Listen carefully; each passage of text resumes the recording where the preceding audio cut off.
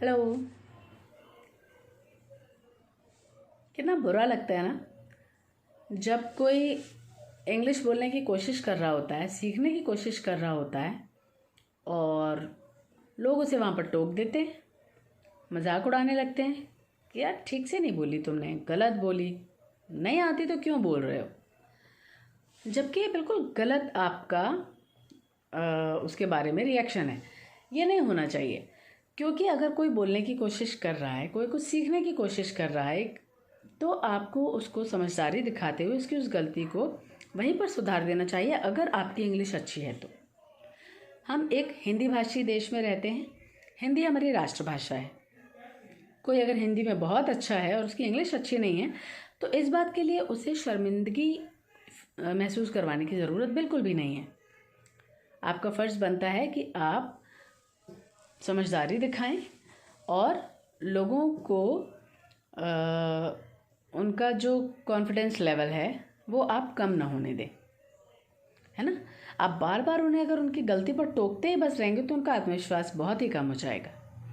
उससे बेहतर है कि अगर आपकी इंग्लिश अच्छी है तो आप उसे अच्छे से, प्यार से, बिना उसका मजाक उड़ाए, बिना टोके, आप उसे कहिए इसे ऐसे नहीं बोलते, इसे ऐसे बोलते हैं। कितना सिंपल सा काम है ना। तो एक बात तो ये हो गई इंग्लिश के बारे में और हिंदी के बारे में। दूसरी बात यह है कि हम एक हिंदी भाषी राष्ट्र में रहते हैं, तो अगर किसी इंसान की हिंदी अच्छी नहीं है तो इसका मतलब ये बिल्कुल नहीं है कि वो किसी भी लायक नहीं है।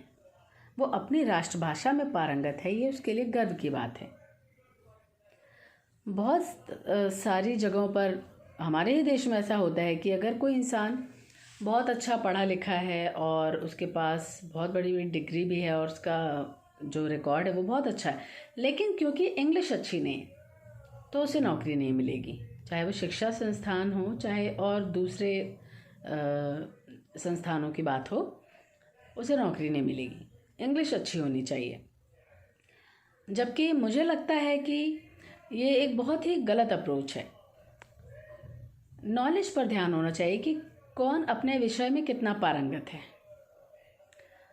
तो ये बहुत ज़रूरी है कि इस चीज़ को लेकर के समाज में कुछ बदलाव आए। और तीसरी बात, उच्चारण को लेकर हर कोई लगा हुआ है अपने इंग्लिश के उच्चारण को ठीक करने के लिए। हम हिंदी कैसे बोल रहे हैं, हमारी अपनी मातृभाषा पर कितनी पकड़ है, इस बारे में आजकल किसी का ध्यान ही नहीं है। इंग्लिश कब इंग्लिश से हिंग्लिश बनती जा रही है, लोग देख ही नहीं रहे हैं।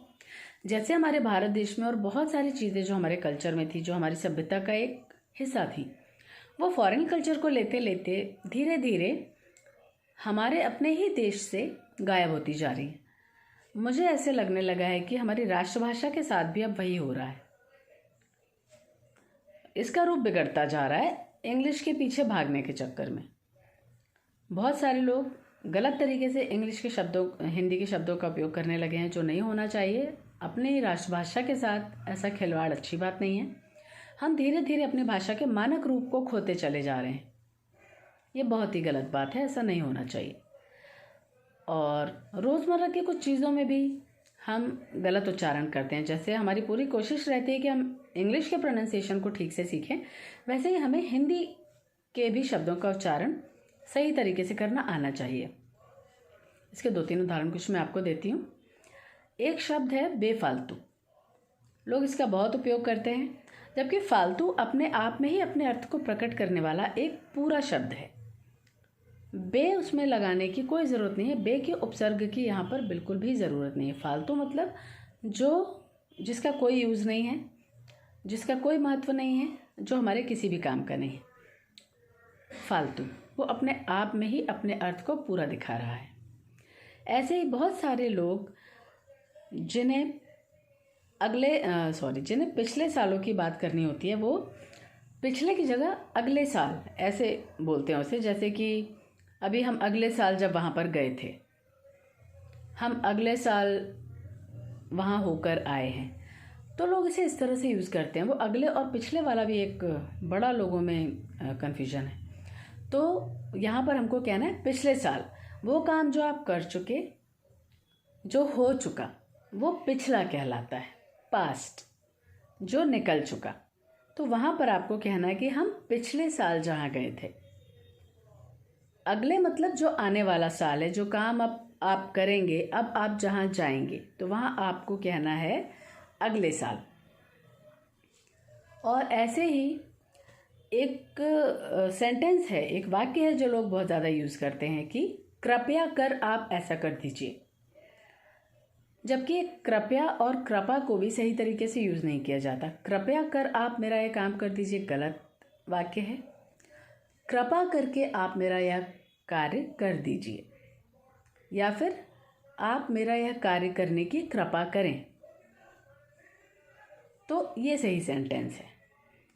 आप अगर यहाँ कहेंगे कृपया कर मेरा यह कार्य कर दीजिए, तो ये गलत है।